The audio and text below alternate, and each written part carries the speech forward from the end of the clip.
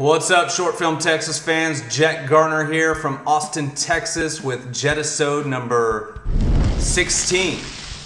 Not bad. I think we started this process in March. My goal is to have one every other week, which would be 2 a month, and right now I think I'm averaging about 2 a month. Excellent. Although there's been some dry spells, and I apologize ahead of time. Dogs everywhere. So if they distract you, accept my apologies. And I guarantee my Sprint phone, this Jettisode brought to you by Sprint, the rumor phone, will ring in about sometime in the next 2 minutes before I get this done.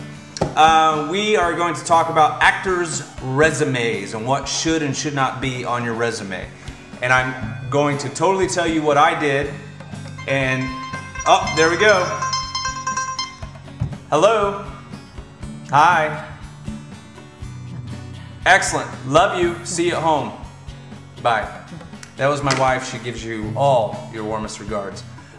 Resumes. Back to resumes. Here we go. So, people have questions about resumes, their acting resumes and headshots. I'm not going to talk about headshots because I don't know enough about what people look for, casting directors, talent agents, etc., etc., in headshots. You know, I don't know that my headshots have ever been that great. So your resume is something I can speak about through experience.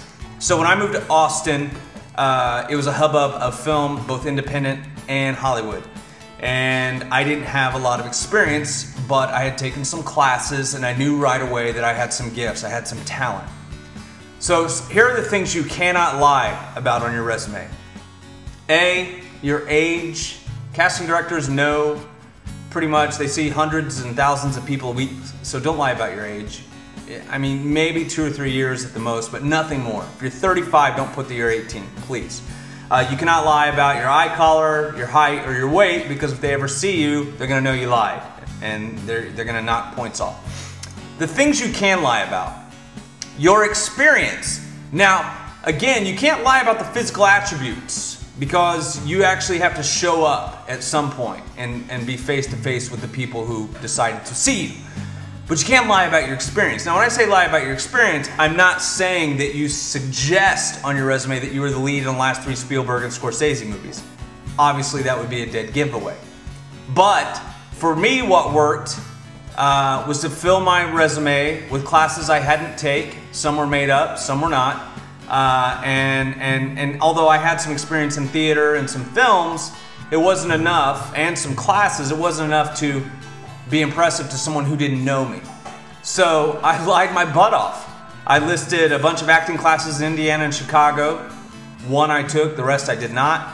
I listed a bunch of independent films that no one's ever heard of. I don't have to do that anymore because my resume is full on its own, but when I first started, I lied. I didn't put that I was in The Sopranos. I put that I was in Tony Bag of Donuts, and I was the lead. And then with theater, again, I don't have to do that anymore because I've got plenty of theater experience. But when I first started down here in Austin, and even when I went to LA and tried to make it out there, which LA sucks and I wouldn't want to make it out there. That's just my opinion. Sorry for you SoCal people who are members of our site.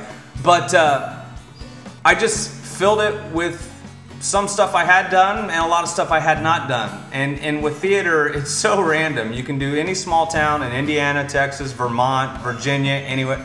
Quiet. Dogs, they're so rude. I'm sorry, but they do protect the fortress. So just fill it with some bullshit to make you seem more appealing, to make you seem more experienced, because they don't want to take time to see people who have less experience or no experience. So if you can back it up as an actor, and you have to be real with yourself and you have to be honest, fill it with some BS. All you need is the opportunity, and once they see you, you can be honest in your resume, because then they know you're a good actor, and you may have not been right for that part, but you may be right for something in the future.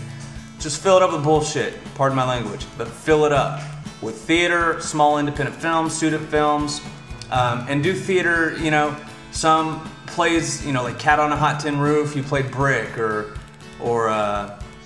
you know, The Father, what was his name? Something about Big Daddy, or whatever, Big Mama. Okay, so if you have any other questions about your resumes, again, I'm not condoning being deceitful, but the way it is all set up, They're not going to see someone with no experience, so you might as well, if you can back your acting up, you don't have to be honest in your resume. Peace out.